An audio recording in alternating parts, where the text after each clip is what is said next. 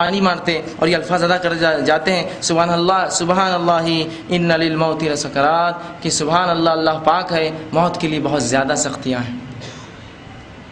یہ بہت زیادہ سخت چیز ہے۔ اسی طرح آپ صلی اللہ علیہ وسلم پر جب موت آئی تو ماں عائشہ رضی اللہ عنہا فرماتی ہے اس کے بعد کسی کی موت سن کر یا کسی کی موت دیکھ کر مجھے کبھی غم نہ ہوا، کہ رسول کی موت جب میں نے دیکھی اور جو سختیاں اور جو تکلیفیں دیکھی، اس کے بعد کسی کی موت پر مجھے کبھی زندگی میں غم نہ ہوا۔ غم سے مراد وہ تکلیف نہ ہوئی جو رسول کی ایک بار دیکھنے سے میری تکلیف ختم ہو گئی وہ چیز۔ اسی طرح جو ہے اللہ کے رسول صلی اللہ علیہ وسلم کی موت کی تکلیف تھی کہ آخر وقت میں آپ کی زبان میں لکونت آ گئی تھی، سمجھتے لکونت، بات نہیں کر پاتے آپ برابر، اٹک اٹک کر بات کرتے تھے۔ تو جب یہ نبی اکرم صلی اللہ علیہ وسلم کا حال ہے تو ہم جیسے لوگ جنہوں نے نہ اعمال کیے، نہ ہمارے کچھ احوال ہے، نہ جو اللہ نے کوئی ہمیں سند دی کہ تم ایسی جنت میں جاؤ گے، ہم لوگ کیا کریں گے اللہ کے سامنے، کیا جواب دیں گے؟ جس شخصیت کے تعلق سے عقیدہ ہے، جو معصوم ہے یعنی الخطا ہے، جس سے خطا نہیں ہوتی ہے، وہ شخصیت کے ساتھ یہ سلوک اور یہ تکلیف،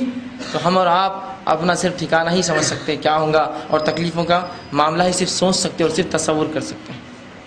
اسی طرح جو ہے حضرت عمر بن عاص رضی اللہ عنہ کے تعلق سے آتا ہے جو فاتح مصر تھے، آپ ایک بات کہا کرتے کہ تعجب ہے مجھے ان لوگوں پر کہ جن کو موت آتی ہے لیکن وہ موت کے بارے میں کچھ بتاتے نہیں ہیں۔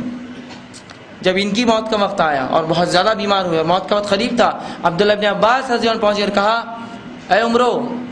تم یہی تو کہا کرتے تھے کہ ان لوگوں پہ تعجب ہے کہ موت کا وقت آتا ہے اور وہ کہتے نہیں موت کیسی ہے، کیا حال ہے ان کے ساتھ؟ تو کہا اب میں تمہیں اپنا وعدہ، اپنا قول یاد دلانے آیا ہوں، اب تمہاری موت کا وقت ہے، کیسا لگتا ہے تمہیں، کیا لگتا ہے تمہیں اس تعلق سے؟ تو عمر بن عاص رضی اللہ عنہ فاتح مصر صحابی رسول، یہ دیکھیے کیا کہتے ہیں، وہ کہتے ہیں کیا کہ وہ کہتے ہیں موت کے تعلق سے کہ ایسا لگتا ہے، عمر بن عاص رضی اللہ عنہ کہتے ہیں ایسا لگتا ہے کہ انہوں نے پہلے تو ٹھنڈی سانس لی اور کہنے لگے ایسا لگتا ہے کہ جیسے آسمان زمین پر ٹوٹ پڑا ہے۔ جو تکلیف مجھے ہے اس طرح سے ہے موت کی کہ جیسے آسمان زمین پر ٹوٹ پڑا ہے اور میں دونوں کے درمیان پس رہا ہوں، آسمان کی ساری چیز زمین پر گر رہی ہیں اور میں اس کے بیچ میں پس رہا ہوں، ایسی تکلیفیں ہیں۔ اور آگے کہتے ہیں اور ایسا لگتا ہے جیسے میرے پیٹ کے اندر جو ہے کھجور کے کانٹے ڈال دیے گئے ہیں، اور جب میں سانس لیتا ہوں تو ایسا لگتا ہے کہ میری سانس سوئی کے نالے اس کے سوراخ میں سے، ناکے میں سے نکل کر آتی ہے۔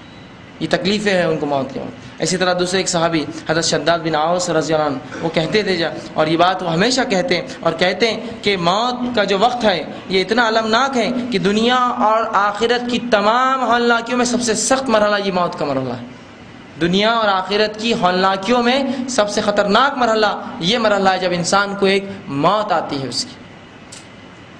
اور پھر وہ آگے کہتے ہیں اور فرماتے ہیں کہ یہ آرو کے چیرنے سے زیادہ سخت ہے، اس کی تکلیف ایسی ہے جیسے کہ آدمی کو آرو سے چیرا جا رہا ہے۔ اور پھر آگے کہتے ہیں کہ یہ کینچیوں کے کاٹنے سے زیادہ سخت ہے، کہ ایک انسان زندہ اور کینچی سے اس کا جسم کاٹا جائے اتنی تکلیف اسے نہیں ہوگی جتنی تکلیف موت اپنے ساتھ لاتی ہے۔ اور پھر کہتے ہیں یہ ہڈیوں کے ابالنے سے زیادہ سخت ہے، کہ اگر کسی زندہ انسان کی ہڈیاں ابال دی جائے، پانی میں ڈال دیا جائے تیل میں، اتنی تکلیف نہیں ہوگی جتنی تکلیف اس موت کے وقت ہوتی ہے۔ اور وہ کہتے تکلیف، اور اگر مردہ زندہ ہو کر انسانوں کو بتا دے کہ میرے ساتھ کیا سلوک ہوتا ہے تو وہ فرماتے ہیں کہ کوئی دنیا میں انسان چین کی نیند نہیں سو سکتا، دنیا کو انسان چین کی نیند نہیں سو سکتا اگر اس کو تکلیف جو موت کے وقت ہوتی ہے اگر کوئی اسے بتا دے۔ تو یہ ہے وہ موت اور یہ ہے اس کے حالات۔ اب مردے کے ساتھ کیا ہوتا ہے موت کے بعد، بہرحال یہ ہم نہیں جان سکتے، اس لیے کہ کوئی شخص اٹھ کر یہ کہہ نہیں سکتا کہ اس ساتھ کیا ہوا، صحیح کیا ہوا کوئی بھی نہیں بتا سکتا۔ بہرحال جو قرآن نے اور جو رسول اللہ صلی اللہ علیہ وسلم کی احادیث نے ہمیں بتایا ہے، چند باتیں کچھ بیورا آپ کے سامنے رکھنے کی کوشش کرتا ہوں۔ یقیناً یہ صحیح بتانا تو یہ میرے لیے اور کسی کے لیے بھی ناممکن ہے، لیکن جو اللہ کی کتاب اس کے رسول نے جو چند باتیں بتائی وہ باتیں میں آپ کے سامنے آج جو ہے رکھنے کی جو ہے کوشش کروں گا کہ صحیح کیا ہوتا ہے جب ایک انسان مرتا ہے اور موت آتی ہے، اور قرآن حدیث کے تعلق سے کیا کہتی ہے۔ رسول اللہ صلی اللہ علیہ وسلم نے ایک مومن اور ایک کافر کی موت کے تذکرے الگ الگ کیے، ان کے دونوں کے الگ الگ احوال بتائے کہ موت کے وقت کافروں کیا احوال ہوں گے اور مومنوں کے کیا احوال ہوں گے۔ بہرحال بہت زیادہ کثرت سے حدیثیں آتی ہے، میں مختصر سی احادیث کو دو حصوں میں تقسیم کر کے اس کا مفہوم رکھنے کی آپ کے سامنے کوشش کروں کہ جو ہے نیکوکاروں کے ساتھ کیا ہوتا ہے اور بدکاروں کے ساتھ موت سے لے کر بعد میں برزخی زندگی میں کیا ہوتا ہے۔ آئیے پہلے دیکھیے نیکوکاروں کے ساتھ کیا ہوتا ہے۔ اللہ کے رسول صلی اللہ علیہ وسلم کی حدیث کا مفہوم رکھ رہا ہوں، الگ الگ حدیث کا مجموعہ ہے، بعد میں جو حوالے دیکھنا چاہے مجھ سے دیکھ سکتا ہے۔ تو اللہ کے رسول صلی اللہ علیہ وسلم فرماتے ہیں کہ جب ایک انسان جو نیک ہوتا ہے اور اس کی موت کے لیے فرشتے اس کے پاس آتے ہیں تو سب سے پہلے آتے ہی فرشتے اس کو سلام کرتے ہیں۔ جب نیک لوگوں کے پاس فرشتے آتے ہیں تو خوبصورت شکلوں میں آتے ہیں اور سلام کرتے ہیں اور اسے خوشخبریاں سناتے ہیں کہ اس کے لیے کیا اس کے رب نے رکھا ہے۔ جیسے ہی وہ آدمی جب فرشتوں کو دیکھتا ہے اور اسے اچھے کلام کرتے ہیں، اچھی بات کرتے ہیں، اور رسول اللہ فرماتے ہیں ایک خوشبودار اس کے لیے لباس جس کی خوشبو مجھ سے بھی بہت زیادہ ہوتی ہے، وہ کفن اس کے لیے وہ لے کر آتے ہیں اور اس کو سلام کرتے ہیں اور اسے اچھے اچھے ناموں سے، دنیا میں جن ناموں سے پکارا جاتا وہ ناموں سے اسے پکارتے ہیں اور اسے جو خوشخبریاں دیتے ہیں۔ جیسے ہی یہ بات رسول اللہ صلی اللہ علیہ وسلم فرماتے ہیں مردہ سنتا ہے، وہ کہتا ہے مجھے فوراً لے کے چلو جسم سے۔ وہ اپنے حالات سمجھ جاتا ہے کہ میرے لیے تو بہت کچھ رکھا ہے، وہ کہتا ہے کہ مجھے جلدی سے نکالو اور مجھے لے کر چلو۔ فرشتے اس کی روح کو بآسانی نکالتے ہیں، حتیٰ کہ رسول اللہ فرماتے ہیں جیسے مشک سے پانی نکلتا ہے کھولتے ہی، اس طرح سے جو ہے اس کی روح نکال لی جاتی ہے نیک آدمی کی، اور اس کو کفنایا جاتا ہے خوبصورت کفن کے اندر۔ فرشتے جو کفن لاتے ہیں اور اسے لے کر جو ہے آسمانوں کی طرف جایا جاتا ہے، اور پہلے آسمان پہ رسول اللہ جب اس کی روح پہنچتی ہے اس سے پہلے ہی فرشتے اس کی خوشبو سونگھ لیتے ہیں اور آپس میں کہتے ہیں کوئی نیک شخصیت آ رہی ہے آج، کوئی نیک انسان آ رہا ہے آج اوپر۔ اور رسول اللہ صلی اللہ علیہ وسلم فرماتے جب آتے ہیں تو فرشتے اس کو سلام کرتے اور کہتے ہیں اے پاک روح آؤ، خوش آمدید ہے، استقبال ہے تمہارے، اللہ کی رحمت ہے تمہارے لیے، آؤ۔ اور اسے لیا جاتا ہے اور فرشتے اس کے ساتھ پہلے آسمان سے دوسرے آسمان تک چھوڑنے کے لیے آتے ہیں اور اسے مبارک باتیں دیتے ہیں اور اسے اچھے اچھے ناموں سے پکارے جاتے ہیں جن ناموں سے دنیا میں پکارا جاتا ہے، اچھے اچھے ناموں سے، اچھے اچھے القاب، فلاں بن فلاں، فلاں بن فلاں، اچھے نام۔ اور اس کے بعد جو ہے اس شخص کی روح اوپر لے جائی جاتی ہے، پھر اللہ سبحانہ تعالیٰ حکم ہوتا ہے اس کا نام جو ہے علیین میں لکھ دو، نیکوکاروں کے رجسٹر میں، نیکوکاروں کی لسٹ میں اس کا نام ڈال دو، یا نیک لوگوں کے حصے میں اس کا بھی حصہ دے دو۔ علیین میں اس کا نام لکھ دیا جاتا ہے، اللہ حکم دیتا ہے اسے واپس بھیج دو، اس لیے کہ میں نے اسے اسی سے پیدا کیا تھا اور میں واپس اس کو اسی سے اٹھاؤں گا، مطلب مٹی سے، اور اس پاک روح کو لا کر واپس قبر میں ڈال دیا جاتا ہے، اس کی روح کو واپس چھوڑ دیا جاتا ہے۔ اور آپ صلی اللہ علیہ وسلم فرماتے ہیں جب اس کی روح چھوڑ دی جاتی ہے قبر کے اندر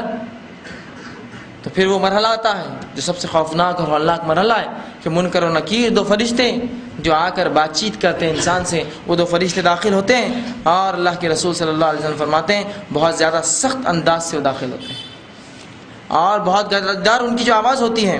اور جو ہے وہ ان کے احوال رسول اللہ احوال ایسے بتاتے ہیں کہ بہت زیادہ سیاہ ان کا چہرہ ہوگا اور بڑی بڑی جو ہے لال آنکھیں، اور ان کے دانت جو کہ بیلوں کے سینگوں سے بڑے ہوں گے، وہ رسول اللہ فرماتے ہیں زمین کو چیرتے ہوئے کھاتے ہوئے خبر پھاڑ کر بیچ میں آئیں گے۔ تو ایک تو ایسی مخلوق جس کو ہمیں کبھی نہ دیکھا ہو، نہ کبھی سمجھا ہو، کبھی جانا ہو، اور وہ بھی اتنی ڈراؤنی، اور رسول اللہ ان کی آواز بجلی کی کڑک سے زیادہ تیز ہوں گی، ہے نا، چھوٹی موٹی بجلی کڑک جاتی ہے تو مرد اور خواتین سب کا معاملہ جو ہے اکھڑ جاتا ہے کہ پتہ نہیں بجلی شاید مجھ پر ہی گری ہو، اس قسم کے حالات ہو جاتے ہیں۔ وہاں خبر میں انداز لگائیے منکر و نکیر جو بجلی کی طرح چلاتے ہیں اور ان کی آنکھیں گائے کی جیسی جو ہے بڑی بڑی لال آنکھیں ہیں اور گائے کی سنگ کے برابر ان کے دانت ہیں اور جو ہے انتہائی بدصورت اور کالے ہیں، زمین کو چیرتے ہوئے دونوں آتے ہیں خبر کو پھاڑ کر اور انسان کے سامنے آتے ہیں اور اسے اٹھا کر بٹھا دیتے ہیں، خبر اسے اٹھا کر بٹھا دیتے ہیں اور اسے سوال کرتے ہیں من ربک کا، تیرا رب کون ہے، من نبیو کا، تیرا نبی کون ہے، ما دینو کا، تیرا دین کیا تھا۔ 3 سوال رسول اللہ صلی اللہ علیہ وسلم فرماتے ہیں نیک انسان جب سے سوالات کی جائیں گے سورج کو ڈوبتا ہوا پائیں گا، خبر میں اس کو دکھیں گا سورج کو ڈوبتا ہوا، جب سورج کو ڈوبتا ہوا پائیں گا تو کہیں گا میں ابھی سوالوں کے جواب نہیں دے سکتا ہوں اس لیے کہ نماز کا وقت ہو رہا ہے، عصر کا وقت جا رہا ہے، سورج ڈوب رہا ہے، تو اس سے بتایا جائے گا، اور جب وہ سمجھیں گا یہ تو دنیا نہ رہی یہ تو قبر ہے، پھر وہ کہیں گے ہاں اب سوال کرو میں جواب دیتا ہوں۔ دیکھیے نمازی کی فضیلت، خبروں میں تسکین ہے، سکون اور اطمینان سے رسول اللہ فرماتے ہیں مومن لوگ بیٹھے ہوں گے حتیٰ کہ سورج غروب ہوتے ہوئے دکھایا جائیں گا، اور ان کی وہ صفت جو زندگی بھر نماز پڑھتے رہے، کہیں گے فرشتوں سے 1 منٹ رک جاؤ عصر کا وقت جا رہا ہے میں نماز پڑھ لوں، لیکن جب ہوش آئیں گا کہ یہ دنیا نہ رہی یہ تو قبر ہے تو پھر خاموش بیٹھ جائیں، کہیں گے اب سوال کرو، مطلب خبر میں اب کوئی عبادت نہ رہی کسی کے لیے، وہ دنیا میں تھی ساری عبادتیں، کہیں گے ہاں آپ سوال کرو، اور منکر نکیر 3 سوالات کریں گے، صرف 3 سوالات، دنیا کے 3 سوالات، قبر کے 3 سوالات، تمام آگے کی زندگی پر اثر ڈالنے والے. صرف 3 سوالات، بڑے اہم سوالات ہیں. من ربو کا، تو مومن شخص کہیں گا میرا رب اللہ ہے، بآسانی وہ جواب